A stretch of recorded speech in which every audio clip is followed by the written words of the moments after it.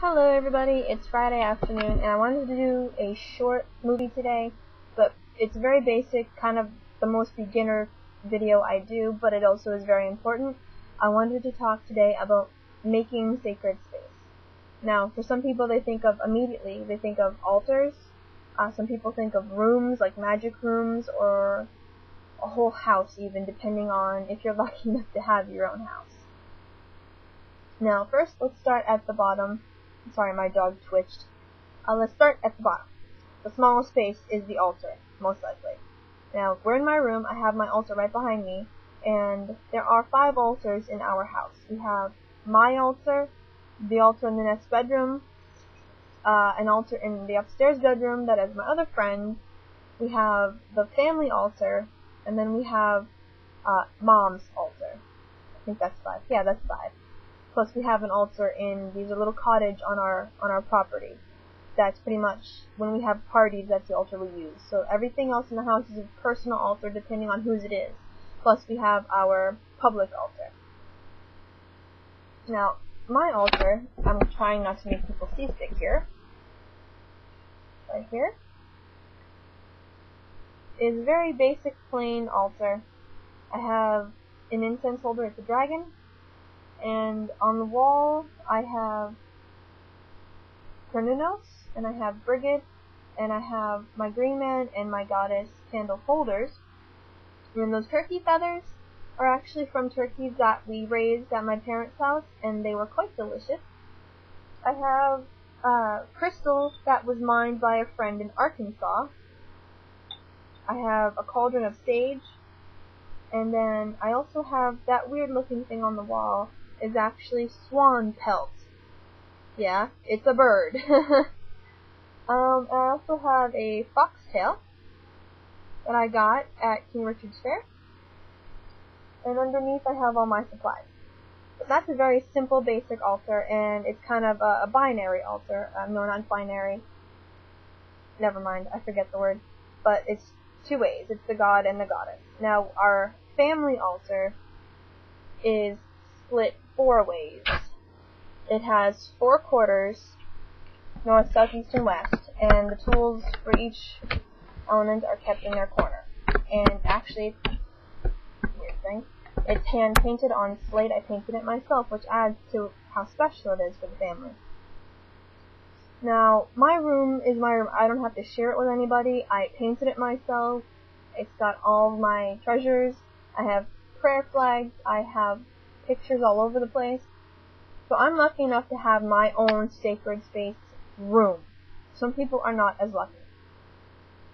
If you have parents who aren't as understanding of you being pagan, you might not be able to have a full-blown pagan bedroom. And it sucks. But what you can do is you still can have sacred space. Because my room may look nice and you walk into it and it's like a little wonderland, but how pretty it is or how nice looking it is doesn't matter if it's not sacred. Now, all I really suggest is to make your room sacred, even if it's a plain old bedroom, is a little bit of sage. All you need is a little leaf, or one of the mini bundles, and you sage your room every night before bed, or you sage it once a week, or every time you're sick, every time there's been a fight. It cleans the air, it makes everything fresh. And you can pray, you can just talk, as long as you're saging it. You can use holy water too. If you're at school, because I'm at college, I can't burn candles and incense in the dormitories. Which we be like, oh, well, I can't consecrate the bedrooms, I can't consecrate my dorm room. Not true. You have holy water. You can make holy water and sprinkle the holy water.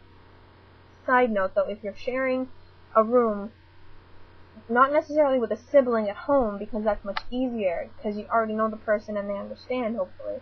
If you're sharing a room with a classmate at school, maybe you've just met for the year, it's not as easy, especially when you come out of the closet to them. Now, just because you share the space doesn't mean that you still shouldn't be able to consecrate it, because there's still energy from the last person that lived there.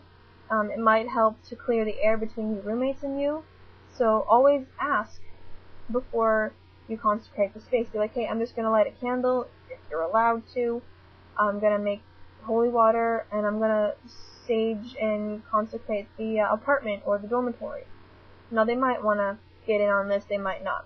But always respect them, because if they say, no, I'm really not comfortable, and you do it anyway, yeah, you may think you're saging the room, but you might also be creating bad energy. And what's that going to do? It's just going to create a bad situation for you. So always remember, ask if you share the space, because you could create bad energy if you do it anyway.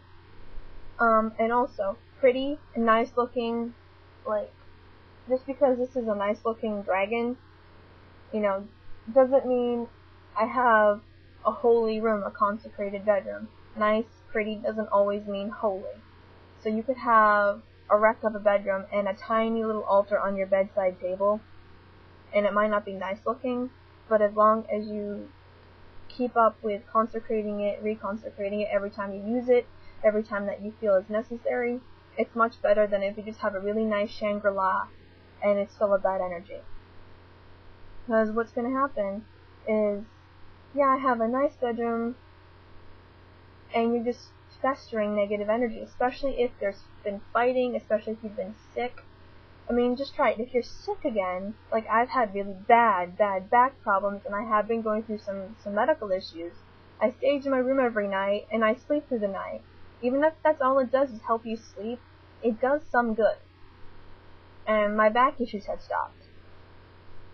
My stomach issues have been getting a lot better because I regularly try to do staging. I regularly try to do praying in my bedroom to keep it holy, to keep it less tense.